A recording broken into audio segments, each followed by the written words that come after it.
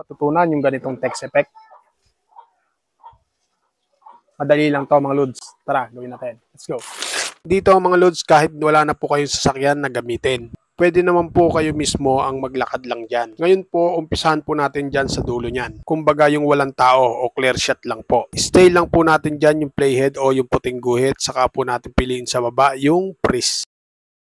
Ngayon po, kapag may naka-freeze na po tayo, balik po tayo sa ating main video.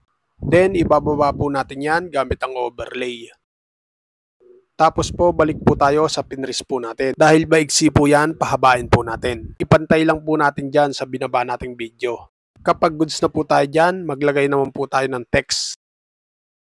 Piliin lang po natin yung text sa baba. Then, add text. Dito mga lods, kayo na bahala kung anong gusto nyong ilagay sa text nyo.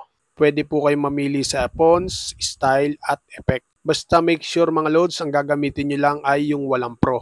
Kasi po, yung may mga pro dyan, may bayad na po yan. 3 layer na text po ang ginawa ko dyan mga lods. Dahil magkakaibang fonts, style, at effect ang ginamit ko po dyan. Kapag goods na po tayo dyan, focus po tayo sa second layer. Make sure lang po na nakatap po tayo dyan. Then focus po ulit tayo sa baba. Piliin po natin dyan yung layer.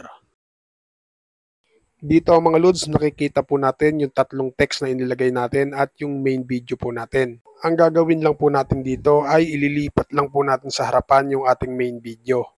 Itap lang po natin yung arrow sign sa kaliwa. Kung goods na, tap po natin yung check icon sa gilid. Then, stay pa rin po tayo dyan. Hindi pa po tayo tapos dyan. I-timing po natin yung bago umalis yung ating e-bike. Tapos po, saka po tayo maglagay ng diamond o keyframe. Then, piliin po natin sa baba yung mask. Then, piliin po natin yung horizontal. Tapos po, itayo po natin ng 90 degrees yung ating horizontal. Then, i-adjust po natin yung feather niyan. Iligay lang po natin sa 10. Then, yung ating horizontal, lagay po natin sa pinakagilid.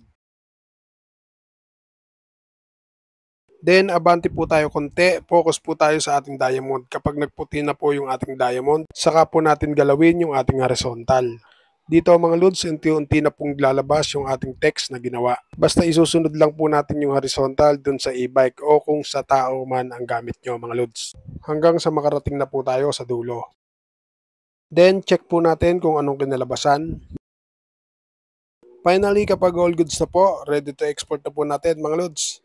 Di ba madali lang? At kung umabot ka sa bidyong ito, huwag mo namang kalimutan i-follow ako. At mag-comment kung taga saan ka para malaman ko kung saan umabot yung video kong ito. Nasundan po ba? Sana nasundan at sana nakatulong. At kung nakatulong, pakishare mo naman ang video ito para makatulong din po sa iba. Paano mga lods? Salamat sa inyong pananood. At thank you Lord. Peace out.